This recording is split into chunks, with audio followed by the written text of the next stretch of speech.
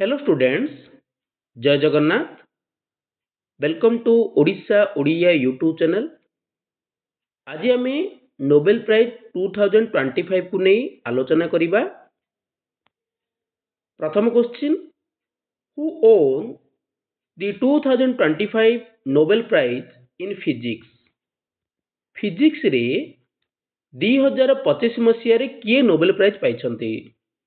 यार सठिक उत्तर है option B, John Clarke, Michael H Devoret, John M Martinis ji की फिजिक्स रे नोबेल प्राइज पाइछंती।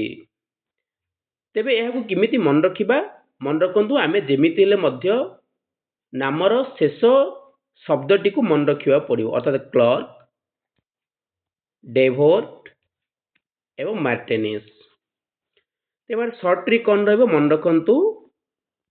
फिजिक्स पई यार शॉर्ट ट्रिक रहबो सी डी एम। सी रे अछि जॉन क्लार्क, एम डी रे रही माइकल एच डेवोर्ट एवं एम रे रही जॉन ए मार्टिनेस। मन रखंतु यार शॉर्ट ट्रिक होची सीडीएम, फिजिक्स सीडीएम। तो एमाने फिजिक्स रो केउ कारण जोगु नोबेल पुरस्कार पाइछंती आपण देखि नियंतु। ये होचंती जॉन क्लार्क, ये होचंती माइकल एच डेवोर्ट एवं ये होचंती जॉन एम मार्टिनेस। एमाने फिजिक्स रे for discovering microscopic quantum mechanical tunnelling in a electric circuit रे एमाने कौन पाइछंती? फिजिक्स रे नोबेल प्राइज पाइछंती। द्वितीय question, who won the 2025 Nobel prize in chemistry? Chemistry 2025 मसीह किए नोबेल प्राइज पाइछंती? यार सठिक उत्तर है option B, Susumu Kitagawa, Richard Robinson, Omar M Yaghi. मन रखंतु Susumu Kitagawa, Richard Robinson, Omar M Yaghi जी की केमिस्ट्री रे वर्तमान नोबेल प्राइज पाइछंती। तेबे यह किमिति मन रखिबा? मन रखंतु केमिस्ट्री पे शॉर्ट ट्रिक टी हैला क्राई, सी आर वाई। के पे मन रखंतु किटागावा, आर पे रोबinson एवं वाई पे यागी। तेणुक केमिस्ट्री शॉर्ट फॉर्म टी रही क्राई। मन रखंतु सुसुमु किटागावा जी की केमिस्ट्री नोबेल प्राइज पाइछंती, ता सहित रिचार्ड रोबinson एवं ओमार एम यागी। आपण माने देखि पारुथिबे छवि रे, ये होचंती सुसुमु किटागावा, ये होचंती रिचार्ड रोबinson एवं ये होचंती ओमार एम यागी, जो माने की केमिस्ट्री रे 2025 मसीह रे नोबेल प्राइज पाइछंती। तेबे केउ रीजन जोगु? For developing metal organic framework पई एमाने केमिस्ट्री नोबेल पुरस्कार पाइछंती। नेक्स्ट क्वेश्चन, क्वेश्चन नंबर 3 आसिला, who won the 2025 Nobel prize in medicine? मन रखंतु मेडिसिन कैटेगरी रे किए नोबेल प्राइज पाइछंती? यार सठिक उत्तर है option B, Mary M Brunkow, Fred Ramsdell एवं Simon Sakaguchi. Mary E Brunkow, Fred Ramsdell एवं सिमोन साकागुची मेडिसिन रे नोबेल पुरस्कार पाइछंती। तेबे यार शॉर्ट ट्रिक कौन हो मन रखंतु? मेडिसिन पई शॉर्ट ट्रिक रही ना ब्रू राम साक। मन रखंतु ब्रू माने आपण जानि पाथिबे गोटे कॉफी रो ब्रांड। तो ब्रू कौन करिछि? राम सैक करिछि, अर्थात कॉफी को राम सैक करिछि जेउथरे मेडिसिन तैयारी होइछि। एमिति आपण ट्रिक टी को मन रखंतु, ब्रू राम साक। ब्रू रो अर्थ होला मेरी ई ब्रुनकाउ, ରାମର ଅର୍ଥ ହେଲା ଫ୍ରେଡ୍ ରାମସେଡେଲ ଏବଂ ସାକ୍ର ଅର୍ଥ ହେଲା ସିମୋନା ସାକାଗୁଚି। ଆପଣମାନେ ଦେଖିପାରୁଥିବେ ଇଏ ହେଉଛନ୍ତି ବ୍ରୁନକଉ, ଇଏ ହେଉଛନ୍ତି ଫ୍ରେଡ୍ ରାମସେଡେଲ ଏବଂ ଇଏ ହେଉଛନ୍ତି ସିମୋନ ସାକାଗୁଚି। ତ ଏମାନେ କେଉଁଥିପାଇଁ ମେଡିସିନ କ୍ୟାଟେଗୋରୀରେ ନୋବେଲ ପୁରସ୍କାର ପାଇଛନ୍ତି? ବର୍ତ୍ତମାନ ଫର discoveries peripheral immunotolerance and the identification of regulatory T cell ପାଇଁ। Next question number 4. Who won the 2025 Nobel Prize in Literature? मन रखନ୍ତୁ very important question ରହିବ।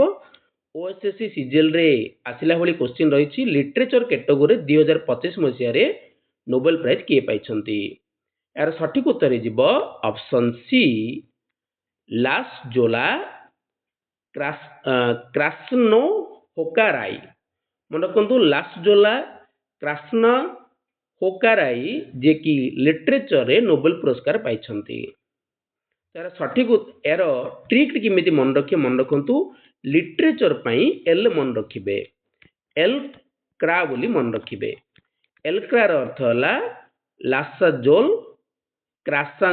କ୍ରାସାନୋ ହୋ କାଇ ବୋଲି। ନେକ୍ସଟ ନୋବେଲ ପ୍ରାଇଜ 2025 ଲିଟରେଚର ଆପଣମାନେ ଦେଖିପାରୁଥିବେ ଇଏ ହେଉଛନ୍ତି ଲାସାଜୋଲ କ୍ରାସାନୋ ହୋକାରେ ଯିଏକି ଫର ହିଜ ଭିଜନାରୀ ରାଇଟିଂ ଆମିଡିସ୍ ଟେରର ପାଇଁ ସେ ନୋବେଲ ପୁରସ୍କାର ପାଇଛନ୍ତି। Next question number 5 very important ରହିବ, ମନେ ରଖନ୍ତୁ କନଫର୍ମ କ୍ୱେଶ୍ଚିନ୍ ଆସିବାର ଅଛି OSSC CGL ରେ। Who won the 2025 Nobel Prize in Peace? Peace କ୍ୟାଟେଗୋରୀରେ କିଏ ନୋବେଲ ପ୍ରାଇଜ ବର୍ତ୍ତମାନ ପାଇଛନ୍ତି? ଏହାର ସଠିକ ଉତ୍ତର ଯିବ ଅପସନ୍ ବି ମାରିଆ କୋର୍ନିଆ ମାର୍ଚାଡୋ। ମନେ ରଖନ୍ତୁ ମାରିଆ କୋରୋନା ମାର୍ଚାଡୋ ଯିଏକି ପିସ୍ ନୋବେଲ ପ୍ରାଇଜ ପାଇଛନ୍ତି। ତ ଏହାର ଟ୍ରିକ୍ କେମିତି ରଖିବେ? ମନେ ରଖନ୍ତୁ ପିସ୍ ପାଇଁ ମାର୍ଚ୍ଚ ବୋଲି ମନେ ରଖିବେ। ପିସ୍ ପାଇଁ ମାଛ ଆପଣ ମାଛ ବୋଲି ମଧ୍ୟ ମନେ ରଖିପାରିବେ। ତ ପିସ୍ ପାଇଁ ମାଛ ବୋଲି ମଧ୍ୟ ଆପଣ ମନେ ରଖିପାରିବେ। ତେଣୁକରି ମାରିଆ କୋରିନା ମାର୍ଚାଡୋ ଯିଏକି ପିସ୍ କ୍ୟାଟେଗୋରୀରେ ନୋବେଲ ପ୍ରାଇଜ ପାଇଛନ୍ତି। very important ନିଶ୍ଚିତ ରୂପେ ଆସେ ମନେ ରଖନ୍ତୁ ଇଏ ହେଉଛନ୍ତି ମାରିଆ କୋରିନୋ ମାର୍ଚାଡୋ। ତ ଇଏ କେଉଁଥିପାଇଁ ପିସ୍ ରେ ନୋବେଲ ପ୍ରାଇଜ ପାଇଛନ୍ତି? ଫର his tireless work promoting democratic right for the people of Venezuela। ମନେ ରଖନ୍ତୁ ଭେନେଜୁଏଲାର ଲୋକମାନଙ୍କର ଡେମୋକ୍ରାଟିକ ରାଇଟ୍ ପାଇଁ ଲଢ଼ିଥିଲେ, ତେଣୁକରି ତାଙ୍କୁ ପିସ୍ ରେ ନୋବେଲ ପୁରସ୍କାର ପାଇଛନ୍ତି। ନେକ୍ସଟ କ୍ୱେଶ୍ଚିନ୍ ରହିବ Who won the 2025 Nobel Prize in Economic Science? Economic ସାଇନ୍ସରେ କିଏ ନୋବେଲ ପ୍ରାଇଜ ପାଇଛନ୍ତି?